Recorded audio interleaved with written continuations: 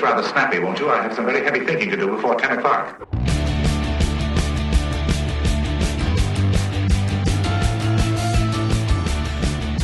Hey, welcome to another episode of Get It Right Texoma with the trio, Mike Hendren, Terry McAdams, Trey. Glad to have you here with us. Thank you for joining us on YouTube. If you're watching us, obviously that's how you're doing it. Excuse me. And be sure to click the subscribe button on YouTube and the little bell for the notifications on YouTube as well. You can also get us on Spotify and Apple Podcasts as well. We need one of those where when an episode drops, it goes ding, ding, ding, ding, ding, ding. It sounds like the horse racing bell. Yeah, exactly. Yeah, and also we're working on a QR code. I've actually got Terry's working on a QR code. Terry's on the work on it. Yeah, let's experiment a little bit. Okay. I'm going to go to that text message that we had. I won't show them our Last text time message. Terry said let's experiment a little bit. You know, things got really dark in a hurry. I don't know. Things get a little sketchy, you know. Yeah, start having PTSD. Yeah. Jeez. Okay, so let's see. This is for the website. This is for YouTube. So you're already watching this on YouTube, so this won't be helpful there. But if I touch that, and if I put it up to the camera, it's still too small. Well, maybe not. Well, we'll figure it out. I know what I'll do is I'll give it to this guy right here and he'll put it on there. We'll drop it into the video. And that'll be our website. Yeah. There we go. So, And then you can access all the episodes on the web from the website, both visual and audio, right? Well, there's a YouTube link, then you'll see all of the audio files like on Apple the Podcast, and you can Spotify you can listen to it on that website, or you can go over and find there's a click link on the various platforms. So So there's multiple ways you can do it. The website. There's really no excuse, to be honest with you. No, there isn't. There is. I mean, if you're not listening to this show, what the hell are you doing with your life? What's really going on with your life? I mean, what purpose do you have? Give you meaning. Tell me about your mother. We'll start doing some psychoanalyzing. Let's talk about your father. Anyway, GetItRightTexoma.com, the website, and of course you can find us on Facebook at Get It Right Texoma as well. So, and I know for a fact because I've talked to probably 5 or 6 people locally here in the last week or so that said they've just picked up on the show and just learned about it. And so they're tuning in. So thank you for doing that. Absolutely. And the way they found it is somebody shared it with them. That's how we grow this audience. Is you share those links and so forth with your friends and your coworkers and people you love and people you hate especially. So anyway, annoy them. It's fun. Anyway, we'll jump right into it here. We got a few minor things to talk about. The MSU Burns Fantasy of Lights launched this past Monday night, the 25th. Very good launch, very successful, and it runs through the 26th of December. Is it successful as an Elon Musk rocket launch? Yes, maybe more so, actually. Maybe more so. And you have a little insight into how successful it was because... Well, I'm on the committee that runs this thing. Were you there? Yes, and so anyway, we had a great opening night. It's going to be going on through the 26th of December. It's 6 p.m. to 10 p.m., so dusk to 10 p.m. every single night. There's going to be a few nights. I can't remember the exact dates. I don't have it for the calendar in front of me, but there's going to be a few daytime opportunities to see the displays operating and on. We got some groups that'll come through, some school groups and whatnot. It's okay, but you definitely need to see it at night. You really cannot. You cannot experience this fully unless you go at night, and you really need to get out. You can drive through, and there's a just get out and go park. Yeah. I mean, there's plenty of parking. Oh yeah. Plus, during other parts, when are they doing the people do the carriage ride and all that kind of stuff? That's going on fairly soon. The carriage rides will start soon. And there's a trolley. The trolley will start very soon too. The trolley rides are really cool because what they do is you they've got these trolley cars, basically, and they'll take you through the neighborhoods that are just adjacent to Midwestern State University campus. A lot of the people in neighborhoods, just if you're not from here, a lot of the people in neighborhoods do a lot of lights and things like that. So some beautiful decorative houses there, lots of them. Midwestern State University, where it sits right at the edge of Old Country Club. Right. So there's a lot of beautiful houses. People don't realize the oil wealth that was in Wichita Falls at one time. Oh, my gosh. At one time, Wichita Falls had more millionaires per capita than anywhere in the United States. That's true. So a lot of these houses in this area were built based on old oil money that was from the turn of the last century. Yeah. Some of these folks 30s. Some of these folks have spent thousands of dollars, and they do every year to have these decorations put up professionally. They have their lights, because I mean, some of these houses are 2 and 3 stories tall, and the trees and all that. Yeah. Wasn't there somebody who was on some national show? Yeah, that's the one with the drones, and that's the one out by that was the house. It's out by Midwest on 369. No, the one that was on the national show was on the end of Southwest Parkway, down from the stadium. Oh, almost where Southwest Parkway hits the highway. Yeah, well, that is okay. I say 369. Southwest Parkway and 369 are really the same road. Right. Technically, Southwest Parkway is FM 369, but it really and where you cross Kell and you get on the other end, they call it Arena Road. Right. But it's the Candyland House you're talking about. Candyland House. Yes, okay. It's right there. It's right there. Yeah, if you're going down the highway and you exit at Southwest Parkway, it's on Southwest Parkway, not too far. As soon as you exit, you can see it. That was on a national. Yeah. Apparently, there's a TV show called something like The Great Christmas Light Fight or something like that. Something like that, yeah. And they were featured on that. It is. They started putting it together. I drove by there, I don't know, like probably a month ago. Yeah. And there was already stuff putting They start setting that up in early October, because there's they have to run a lot of wiring and stuff for it. So they start getting all the electrical. This is what I was told. They start getting all the electrical in place usually around the beginning of October or so. And then by Halloween, they've started putting decorations up. Right, they're in the process of really getting it built out. Because there's infrastructure involved. This isn't throwing a few lights up in your yard. And this is major. This is building. These are building pieces. Yeah, and and here's the thing too, of course the MSU Burns Fantasy of Lights and all these displays. This predates the LED lighting. Sure. Years by decades. Yeah. But what these folks are doing, I don't know if this would even be possible at someone's residence to do a display this elaborate without LED technology. Oh, incandescent bulbs? No, I don't think. I think it'd draw too much. Well, and not to mention not to mention the electric bill, you'd have to sell a kidney. Yeah, I mean it would be outrageous. I don't know that you physically could do it. I don't know that you would have enough service. Service. You'd have to get another leg of power on. You'd have to run over. Like, was it Jingle All the Way? There's a Christmas show. It's one of my favorites.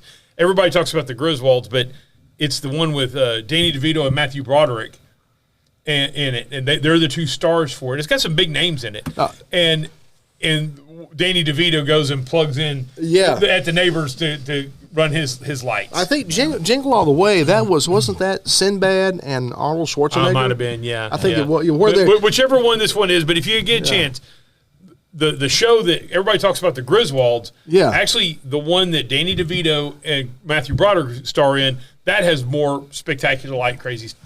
Yeah, well, by the way, it's the Brown Family Christmas Lights, and they're actually talking about what they're getting ready to do and all of that, and but that's cool. Yeah, very cool. I just remember running across that last year. But it's not close to Fantasy of Lights. But Fantasy of Lights is in a different part of town, but go check them all out. Yeah, that's on the campus of Midwestern State University. Along Taft Boulevard, and like I said, you just got to get out of your car and walk it to really experience it. Electric Critters is also about to kick off. It'll be November the 29th through December the 21st. Probably by the time you see this show, it'll probably be kicked in. Probably be kicked in every Friday and Saturday night from 6:30 to 8:30. So, I mean, here's a cool idea. Pick a Friday or Saturday night, go over to Electric Critters, walk that display, and then head over to Midwestern State University and check them out. You can get done at Electric Critters by 8:30. Fantasy of Lights is on till 10. You still got time to. It'll take you literally less than 10 minutes to make the drive from Electric Critters to the MSU campus. And, it depends on how busy the Fantasy of Lights is. Won't take you long to get there, but if you get it stuck in the traffic, it could take you a while to get parked. Plan to take at least 10 to 15 minutes to get parked, get out of your car, get to the displays, and walk them. And they'll have there's several nights they'll have people they'll have cookies and hot chocolate and things like that at Fantasy of Lights. So But Electric Critters, that's pretty cool in itself, too. That's pretty elaborate displays that they do there, too. It's over at the Riverbend Nature Center. Yeah. All along those trails down there. I mean, that can't be easy to set all that up. I wouldn't think so. But that's going on, again, the 29th of November through the 21st of December, every Friday and Saturday. So go out and enjoy the Christmas lights and the festivities. Now, each show, we try to focus a little bit on a local restaurant. Locally owned, family-owned restaurant. And this particular episode, we're going to talk about Don Jose Mexican Restaurant. They've been there a while. Yeah. Yes. Right there at down on Kemp and 10th. In the old part of Kemp. Yeah, 10th. I think it's Kemp and 10th. I think that's right.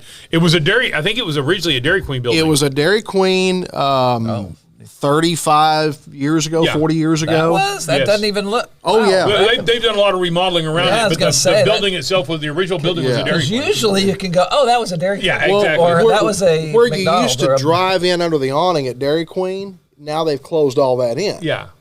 So that's all. So it does. But it's kind of on a corner area right there. It's a pretty good prime location. But that was a Dairy Queen. Which, by the way, Terry, you don't remember, but at one time we had 12 or 13 Dairy Queens in this area. We had quite a few. They were more. Oh yeah, well, numerous same in here Fort than- Worth. I mean, Yeah, well, they were everywhere. The Dairy Queens, and then the Taco Mayo people came in and bought those buildings, and there was Taco Mayos everywhere for a long time in those. And then some of the Dairy Queens turned into quarter palaces. Do you remember those? I remember the quarter. Yes, I do. What? Quarter palace. Quarter? 25-cent burger. 25-cent burger, 25-cent fries, 25-cent drinks, and lots of video games. This was the era of the arcade. Yeah. This was probably Early the 80s. early 80s. Yeah. Okay. Yeah, when the arcades were blowing and going. And Yeah. Okay. In fact, there was one not far from where we lived on Old Iowa Park Road here in Wichita Falls. I think it was Old Iowa Park Road, which is Business 287 and I think Covington. Yeah. There's one. It was a car lot for a while there, and that was a Dairy Queen, and then it was a Quarter Palace. Yeah, well, and then the Quarter Palace in my neighborhood was over across from McDonald's on Enterprise, where that's right. Where Texoma Community Credit Union, now their indirect lending building is right there. Yes, that's right. That was originally a Dairy Queen. Yep. And I think it was a Quarter Palace before it's Taco Mayo. Yeah, I know it was because Taco Mayos were around when we were in high school. I'll take you back further than that, Trey. Taco Burrito. I remember Taco Burrito, but I don't remember where they were. Well, I can tell you where. Two. Well, there was one on Jacksboro Highway. Jacksboro Highway, kind of on that corner where there's a real estate office there now. I think right there. And then there was another one on Old Iowa Park Road again, where Tommy's Donuts was. I tell you, that was a Taco Burrito. Old Iowa Park Road is so depressing to drive down. It is very depressing. I mean, it was a hub for business at one time, and you could see all the when you drive down Old Iowa Park Road years ago in the 70s, the 60s, the 70s, the 80s, and even in the 90s, all those buildings had stuff in them. Yeah. Big Nine Grocery was kind of one of the big anchors there. Yeah. But all those little shops in those buildings where they were all full of businesses, and now they're just... Well, before it was Big Nine Grocery, it was Piggly Wiggly. Yeah.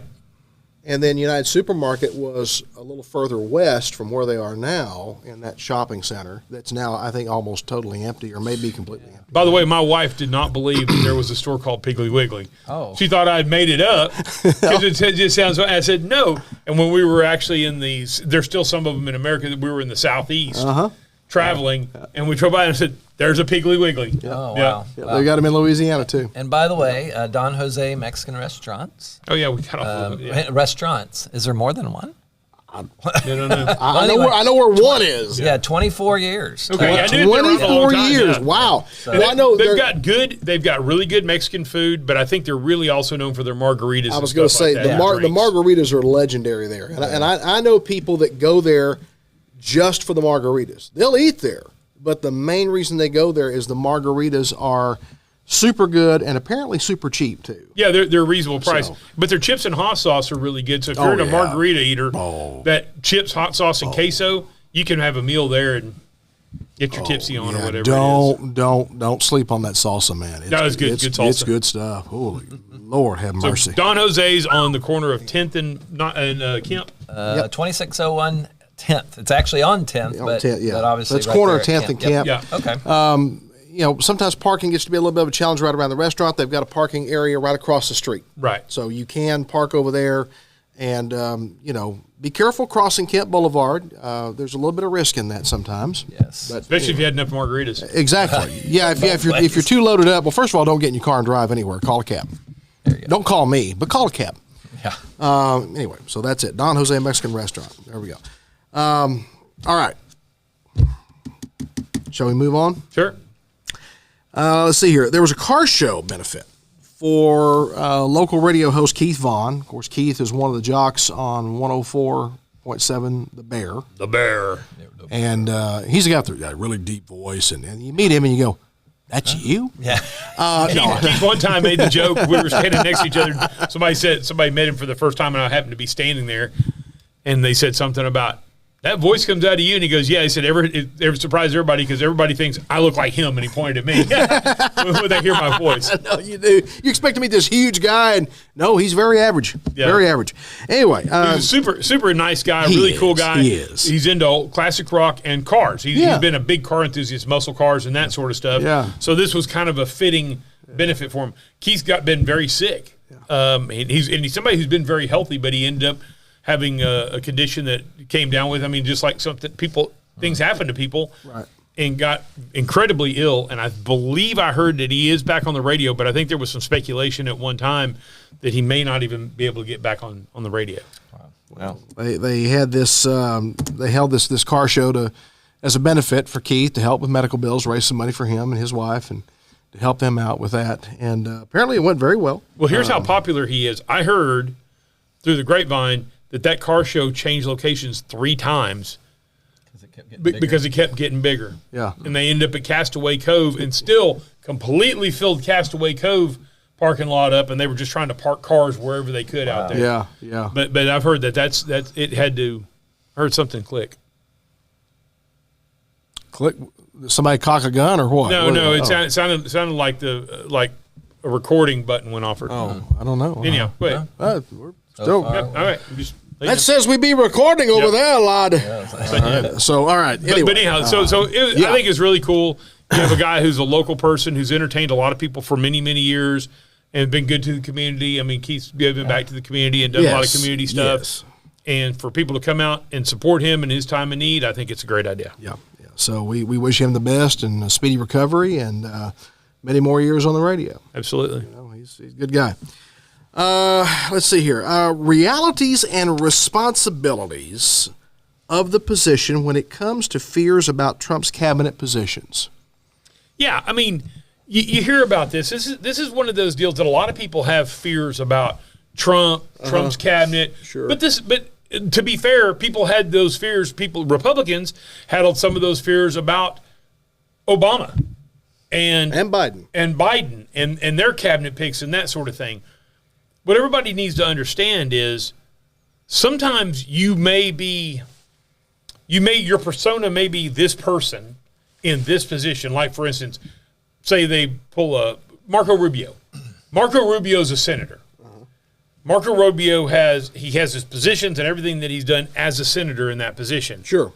Now he's moving over to Secretary of State. The roles and responsibilities of the Secretary of State are different than being a senator. Way different, yes. Sure. So therefore, you can't just say this guy said this or thought this as a senator. Right. He's automatically going to think the exact same thing as the Secretary of State. Yeah. Because when you get put in a different responsibility role, your mindset has to change. Yes. And then also there are times, and this is a perfect example. I've made this example a bunch. This happened with Barack Obama. Barack Obama campaigned on closing Guantanamo Bay, remember? Mm-hmm. Yes. Guantanamo Bay is still open. Yes. Because I think what happened was, and I do believe Barack Obama was sincere about that. I think he sincerely wanted to close Guantanamo Bay. But I think what happened was, the reality was, once he got elected, he went to a room with a bunch of people who know a lot of what's going on in the world, and they gave him a dose of reality. Some intelligence briefing. Of what would happen if we did that, and therefore it stayed open. And it's one of those things, you don't know what you don't know until you know it. Yeah. And so all of my point behind this is give everybody a little bit of leeway. Yes. Now, I'm glad Matt Gaetz dropped out. I am not a Matt Gaetz fan. I think he was. I don't think he's a very good human being for sure. But I know I don't like the way he was so disruptive, and I don't think he would have been a very good person in that role. So I'm glad he dropped out. But everybody else, whether you like him or not like him, give him a chance, see what happens, and just because they said something or thought something or had a stance on this in this position does not necessarily mean it'll translate 100% to this. Well, here, okay, tell me if I'm wrong unless I missed something.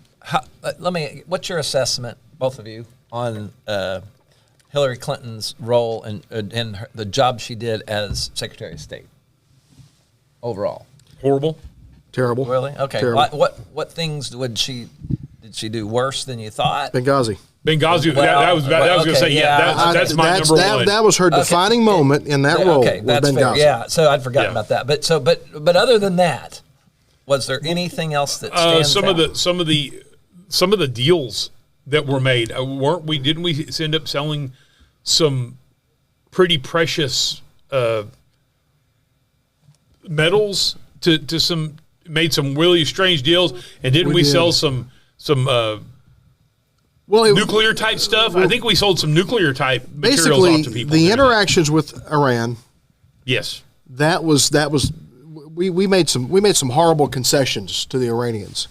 The mullahs in Iran are a bunch of murderous thugs. So let's just call it what they are, okay? And we made some really horrible concessions to these guys, terrible concessions.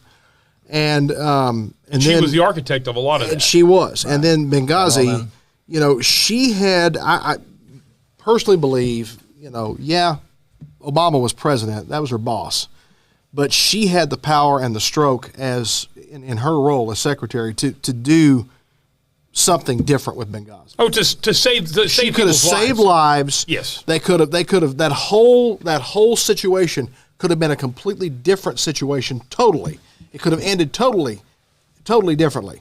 But because of her decision making and her failure, let's just call it what it is. It was a total, absolute, unmitigated failure on her part. Let me tell you what I'm going to recommend this real quick. The reason I'm looking at my book, I listen to audiobooks, and there's an audiobook that I'm going to recommend to everybody. It's a real good book overall. It's about Navy SEALs. Mm-hmm.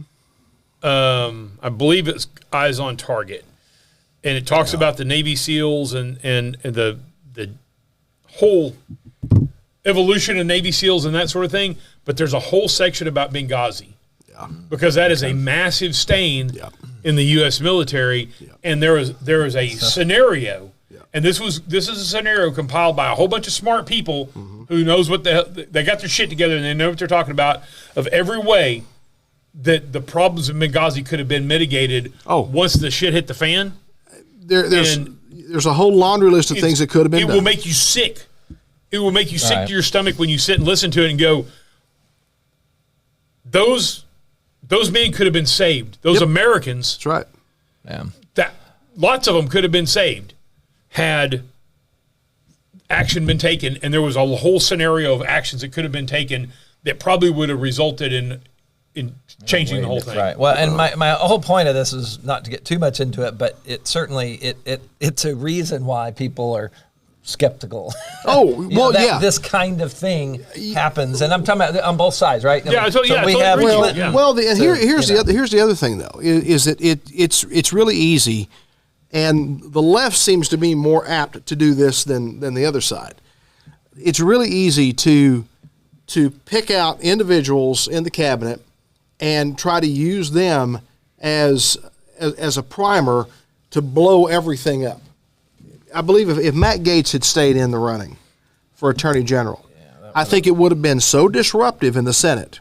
It would have been so disruptive to the business of the Senate trying to get him confirmed that it would have they were going, and I think to his credit, I think Gaetz, whether he was pushed into stepping away, it's one of those deals he was probably told, you're stepping away. Yes. You're going to step away one way or another. To his credit, you're welcome to do it yourself, but this is how it's going to happen. To his credit, he didn't throw a fit about it. He was gracious about it. He said, I'm doing this for the greater benefit of the Trump administration, the incoming administration. Okay, wonderful. And I do think in his case, they would have used, whether any of this stuff that he's been accused of is true or not. Doesn't matter. He's been accused of it. There was an investigation. There's a House report out there on this. So they would have used that as a disruption tool to try to upend anything and everything within the incoming administration that they could. And I think the left is more likely to do that than the right is. You say that, though, maybe, but during the Obama administration, though, I don't know how many people from the right were, the whole thing was Obama's taking the guns, and I kept going. Well, I don't know how many people, I heard that, and I'm like, no, that's a ridiculous statement. That's not reality. Well, you and I both had those conversations with people. It's like, they're not going to go door to door and start confiscating firearms. Tell me how it's going to work. I go back to, how is it going to work? Physically, how's it going to work? There's going to be a lot of dead people. Barack Obama going to come to your door? No. If they ever try that in this country, I'm just going to say it out loud. There's going to be a lot of dead people. Well, there's going to be a lot of bloodshed.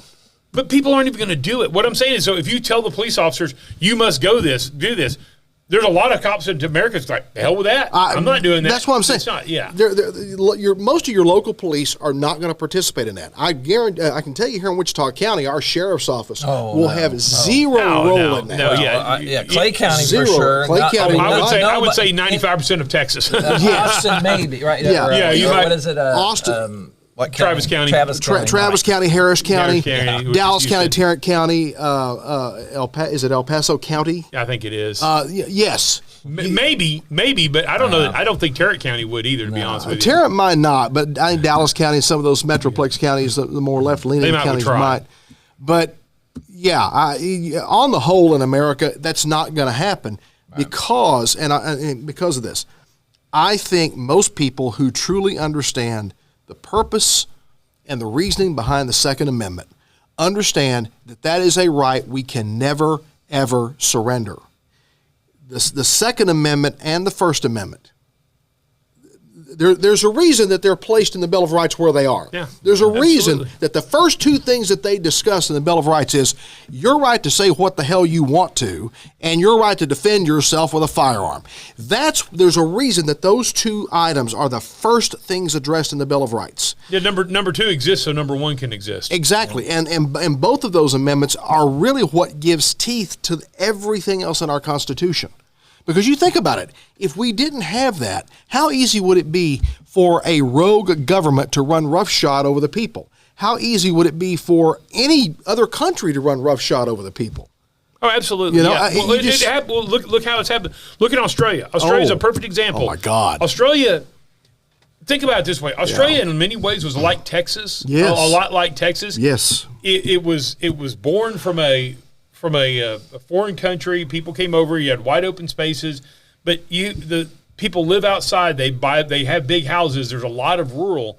Well, Australia had a gun buyback program that happened in was it the 90s or the early 2000s? Early 2000s, late 90s, early 2000s. Basically, they confiscated. They confiscated handguns, which were very prevalent in Australia.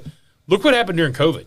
Oh God, that country that country turned Marxist. Yes. I mean, they really did. They were jailing people. People were sitting on the beach in the wide open drinking or partying or sitting around or whatever and getting it is. Arrested for it. And they were being arrested, which made, to me, was always those deals. So you're going to say, I'm sitting out in the wide open, and you're talking about this COVID, which affects people when they're closed in. So I'm sitting in the wide open where I'm not a danger to myself or anybody else. But you're going to arrest me and throw me in a pen that I'm going to be closed in with a bunch of people. Yeah. Oh, but I put a mask on, so that'll save it. Oh, dumbass. No, so you're right. But my point on this whole deal, a lot of this is most of these people in this cabinet, whether you like them or don't like them, give them a shot, see what happens.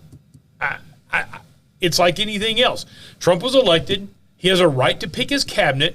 Now, the Senate does have the right. Is it advise and consent? They do. But on confirmation. Yes. But it doesn't mean block everyone. No. It means advise and consent. If there's somebody that you really think doesn't meet the bar, and I think Matt Gaetz would not. I don't think he would have passed Senate confirmation. I don't think he would. Republicans would have let him. No, I think you would. You would have. And I was going to say, I think you would have had Republicans that would have tried to disrupt that. To try to stop his that didn't want him there, that would work to stop his confirmation, and all of that would have become very disruptive. Look, the Congress has business to do, the stuff they should be doing. They need to be doing the stuff that we pay them to do up there. And if they're wasting weeks, maybe 2 or 3 months on confirmations and a battle to try to get some guy confirmed that a full 1/3 of the Senate may not even approve of, that's disruptive. Absolutely, and it's going to cause problems in the country. It's going to cause problems in the governance of the country. And you can't have that. So again, like you said, whether he was told to step down or he did it on his own, he was gracious about it. I thought, at least publicly. Privately, he may have been mad as hell about it. He might have been an ass. You never know. But you don't know. But at least publicly, I think he was pretty gracious about it, and he did the right thing by stepping away. Yeah, I I'm not a real big. I don't judge people by the looks oftentimes, but I don't know. He creeps me out. Yeah, I agree with you. He's got one of those. He comes across as a very creepy dude. He's a Gavin Newsom slick kind of one of those guys. They just come across and give you kind of that icky feeling. Yeah. Well, I know what you mean. One of the things he was accused of, right, was having sex with a 17-year-old. Yeah. Now, out here in the rest of the world, in America, if you're a guy, 40-something, 50-something guy, 30-something guy even, and you do that, the court of public opinion puts an end to your life pretty damn quick. Oh, yeah. Yeah. Wow. You know? The one thing, the caveat on this, and look, would never say it's right to do that, but at some point, did he know that? Again, I'll be honest with you. Yes. Did he know that? Did he know that somebody was 17 years old? You can obviously tell when somebody's a child. Yes. But there are men and women who could pass for 18 at 17 or 16. Oh, yeah. There was a story, I can't remember exactly where I read it. This has been a number of years ago, maybe 20 years ago or more. I don't know. It's been a long while. And I believe the guy that was involved in it was in the military. This happened in another state, like it wasn't Texas, it was somewhere else. Goes to a bar, meets this girl. They're drinking. She's in the bar drinking when he meets her. Right, I remember, yeah. And fast forward several days later, he gets arrested by the military police for having sex with a minor. She was like 15 years old. Holy crap. She had gotten into the bar on a fake ID, right, was drinking. She looked, obviously you go into a bar and you meet some you think is a woman.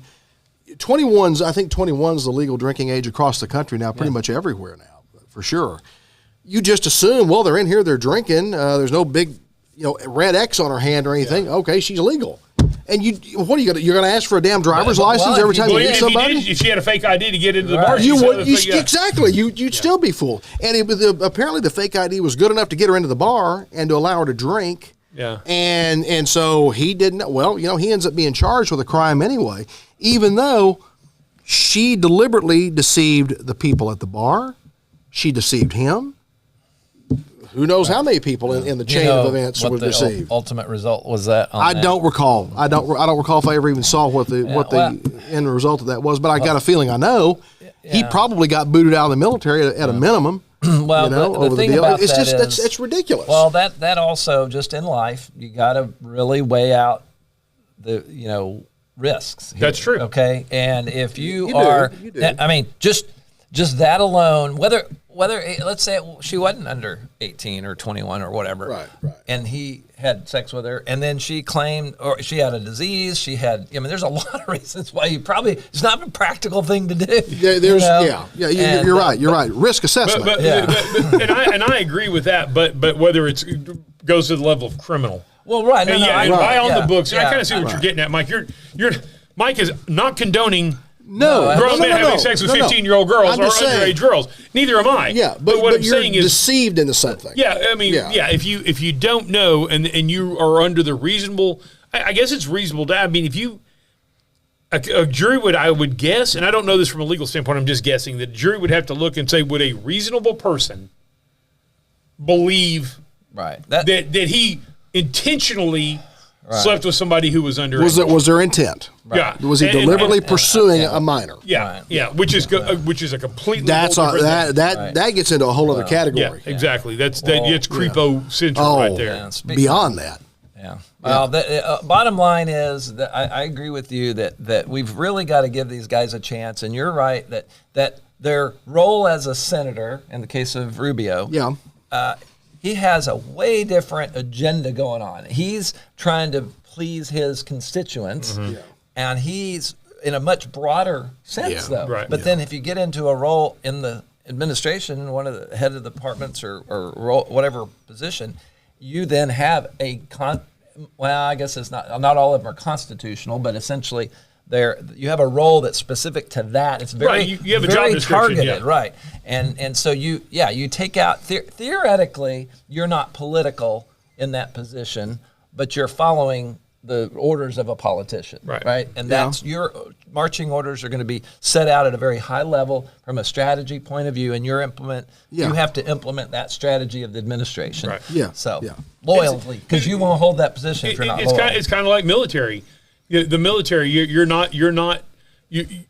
supposed to be apolitical, and you can have your own political beliefs, but when you're given an order, right, and it is from a politician because the head of the military is the very top.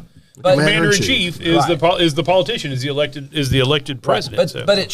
But in theory, the president has two hats: the commander-in-chief, and there should be a true and mostly, I guess I don't know how. I guess you can't completely separate politics out of it in their decision making because a lot of things happen because of your policies that you make that are political choices, and then you have to.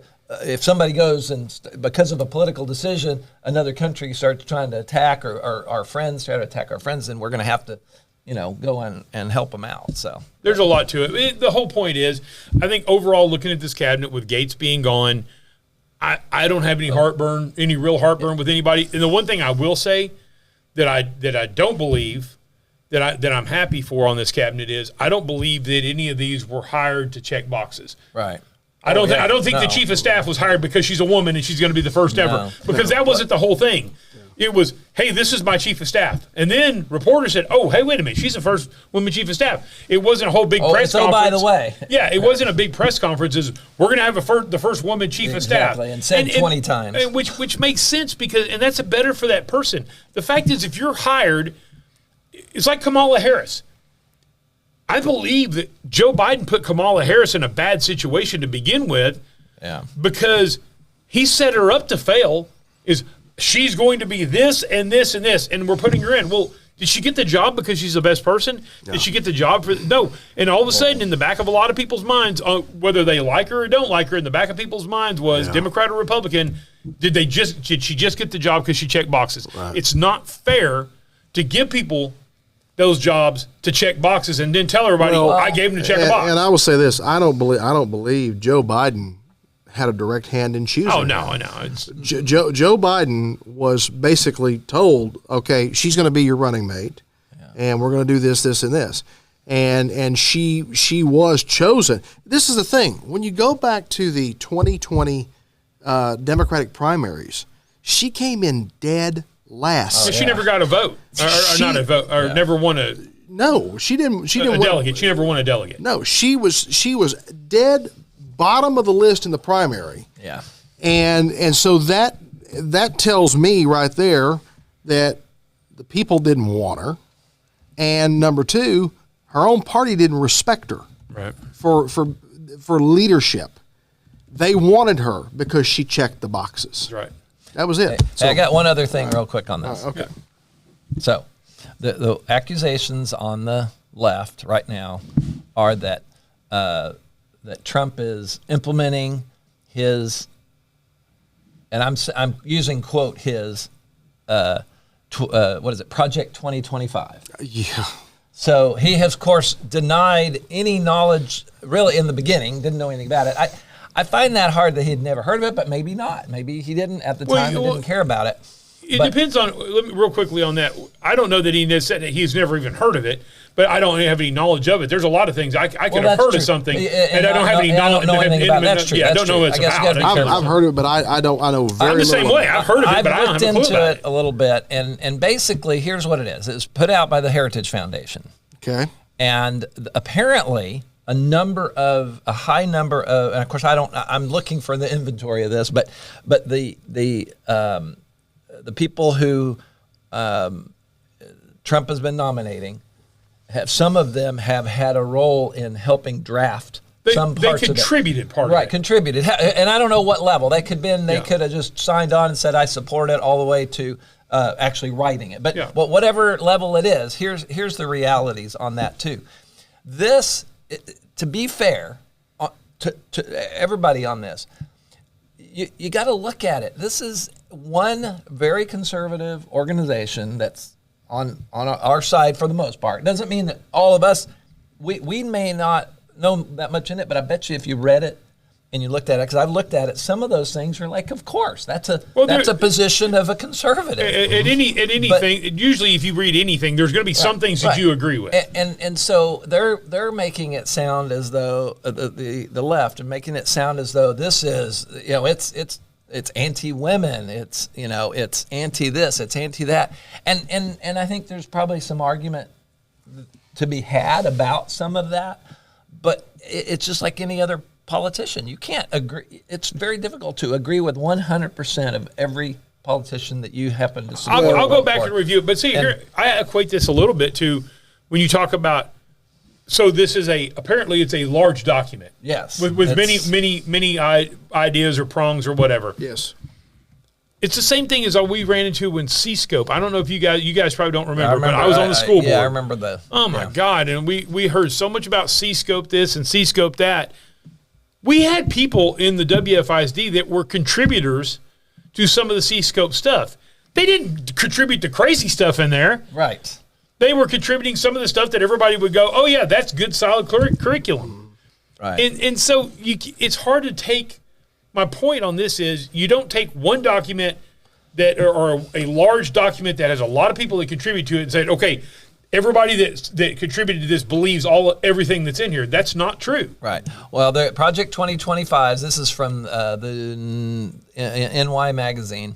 That they're referring to it that basically at least 140 members of the first Trump administration helped with the plan, and multiple former Trump cabinet members wrote much of the Project 2025's 922-page mandate for leadership manifesto. So they're basically calling it a manifesto. And then most, I'm going to look into it. So, but the thing that I've never been that concerned about is because Donald Trump said, got nothing to do with it. But but he's now really coming out and whatever. It's like, he is?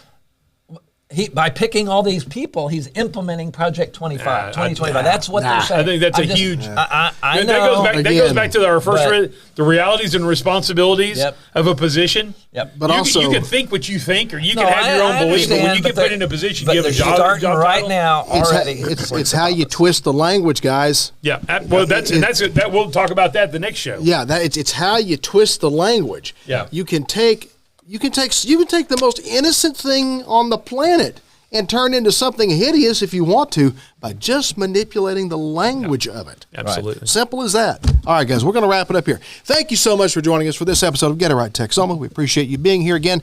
Check out our website, getrighttexoma.com. Also on Facebook. Again, be sure to hit the subscribe button and the alerts button, the bell there on the YouTube page as well. Be sure to subscribe and share it with all your friends. This show brought to you in part by Eddie Hills Fun Cycles, located 401 North Scott, downtown Wichita Falls since 1966. EddieHillsFunCycles.com. Lots of great Christmas ideas at Eddie Hills Fun Cycles, guys. Great place to shop. If you got someone in your family that's into motorsports at all, that's the place to go. Eddie Hills Fun Cycles at 401 North Scott. Again, EddieHillsFunCycles.com. MacTech Solutions, 4020 Ray Road, Suite 3B here in Wichita Falls. MacTech-Solutions.com. You got a big anti-Black Friday special coming up. Yep, but although they probably won't know about it. You'll see. This will already happen. Use that term, but that doesn't sound very good.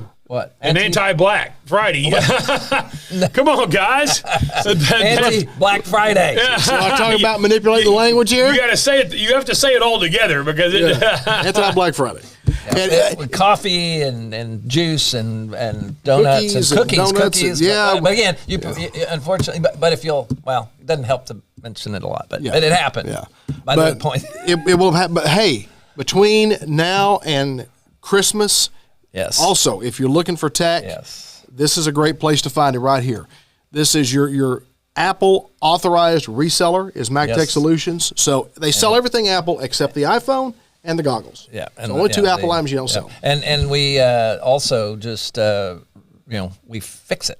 That's right. We fix everything. So service it all. So we're sales and service, locally owned. That's right. Just come and see us, and we can help you out. And one last thing, we do small business IT.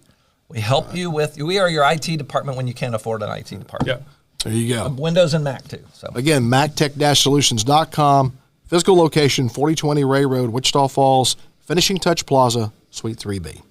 Also brought to you by Lolly and Pop Sweet Shop, your online bakery. Online at lpsweet.com.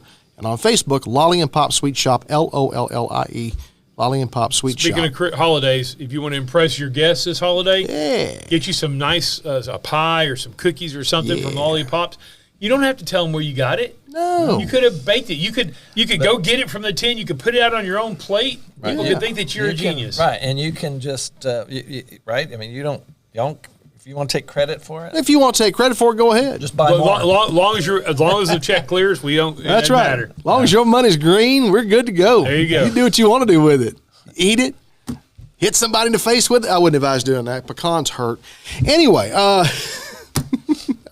chocolate meringue might taste pretty good. I was going to say, yeah. Anyway, Lolly and Pop Sweet Shop, lpsweet.com. Guys, thank you again for joining us. We appreciate it. Have a great time, great rest of your weekday, whatever, and we will see you down the road.